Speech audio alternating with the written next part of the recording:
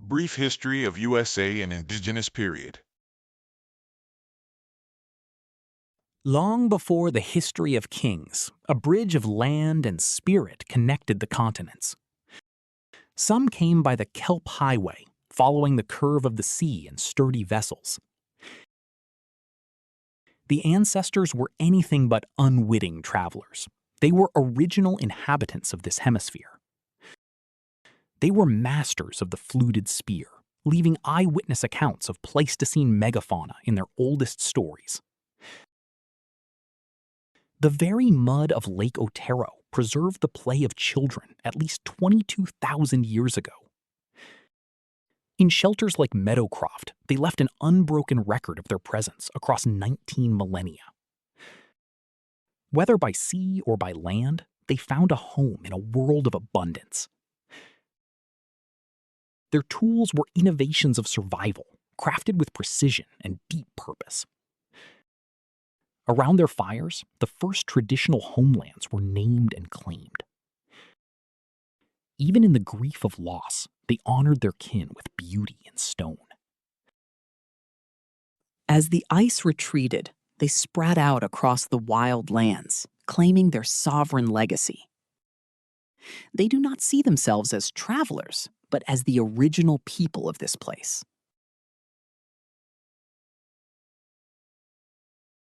As the world grew warm, the runoff of giants created the Great Lakes and southern waterways.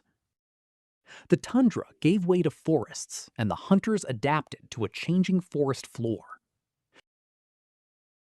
The spear thrower, or atlet, became the primary tool of the new archaic age. They learned the rhythm of the plants, protecting themselves through environmental knowledge. In the wetlands of Louisiana, they engineered a city of earth, Poverty Point. Thousands converged here, creating a massive hub of commerce without relying on farming. Tons of stone were ferried from afar, brought by the waterways of the Mississippi. Their social organization was a marvel, moving mountains of earth by hand. In their hands, common stone became art, depicting the spirits they revered. They built timber circles, mirrors of the sky used to create memory spaces. Across the east, a more sedentary life began to take root in small villages. The first great monuments of North America stood as a testament to their skill.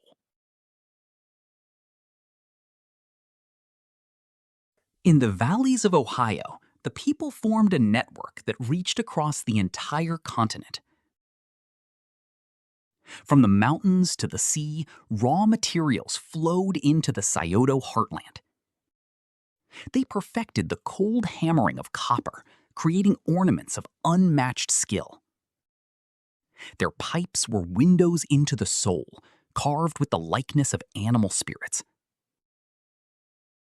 They did not just bury their dead, they created sacred spaces for the journey beyond.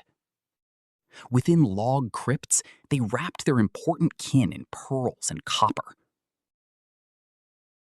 Leadership was earned through wisdom and the strength of localized lineage groups.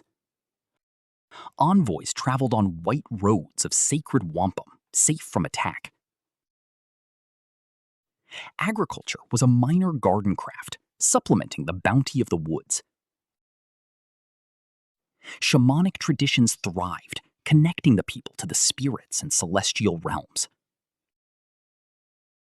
Yellowstone obsidian and Gulf Coast shells met in the Great Ohio Exchange.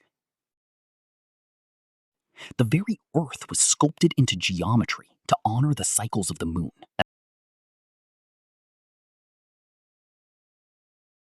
In the dry heart of Arizona, the Hohokam achieved a marvel of hydrological engineering. By hand alone, they carved canals that made the desert valley arid. Their fields were riparian oases, supporting the needs of thousands. They saw water as a sacred gift, linking their semi-autonomous villages together. Snaketown was their center, a hub of culture for 1,500 years. In their ball courts, they gathered for rituals and the exchange of goods. They were the first in the Western world to master the art of acid etching. Their trade routes brought macaws from the south and turquoise from the north. Men tended the fields while the women wove the fabric of desert life. Their pottery told stories of Kokopelli, the deity of fertility and harvest. As their society grew complex, their architecture rose above the earth. The Sivan Vaki, or village of the king, stood tall against the horizon.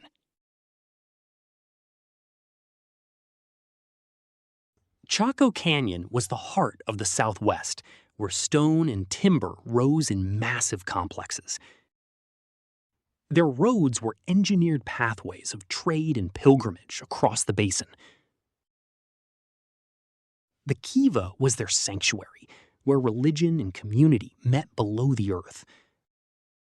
Even in the dry basin, trade networks ensured that no village stood alone. On the Mesa Verde plateau, a complex society evolved over 900 years. Their sandstone masonry was a tribute to skill, built to withstand time. Cliff Palace was a vibrant village, home to over 100 people in one alcove. They mastered dry farming, using grids of stone to save every drop of rain. Their homes were fortresses of peace, accessible only by handholds in the rock. Turkeys and dogs were their companions, providing resources and ritual. Designs were woven onto clay, making every pot a piece of cultural legacy. From their cliff houses, they watched the cycles of the sun and the stars.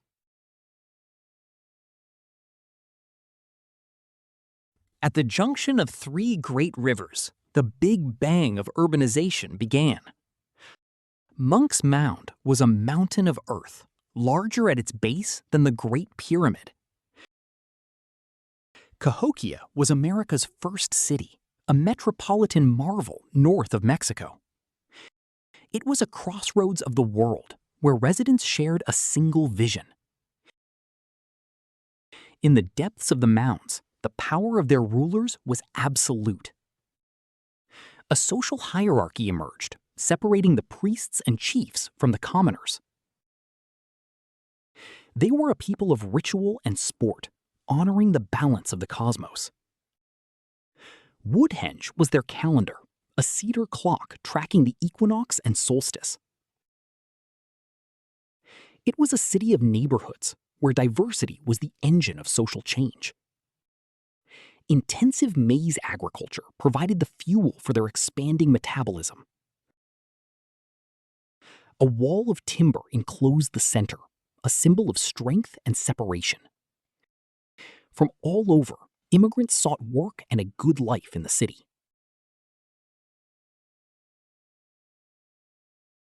The stable warmth of the centuries broke, and the great river turned hostile. Long droughts parched the soil, and the corn could no longer support the city.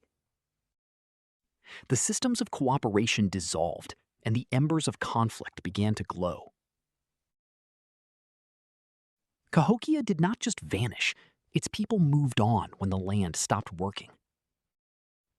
On the high mesas, the ancestral Puebloans realized their world was unraveling. They left their homes as if they were coming back, pots still on the floors.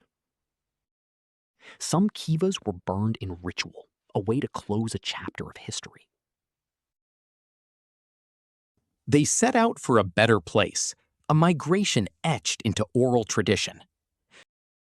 The journey was not easy, a road of emergence that tested their resilience. They followed the traders' paths toward the valley of the great river. They were ready to begin again, adapting to new clay and new plants. The Tewa did not disappear. Their songs and dances keep the universe spinning.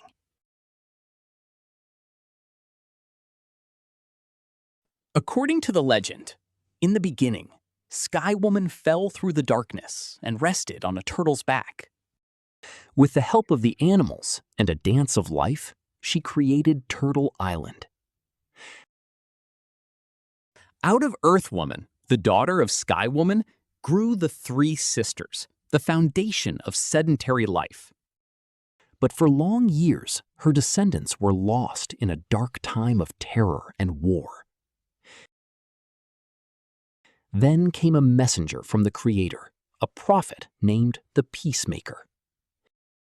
He found partners in Hiawatha and the Peace Queen, spreading a vision of unity.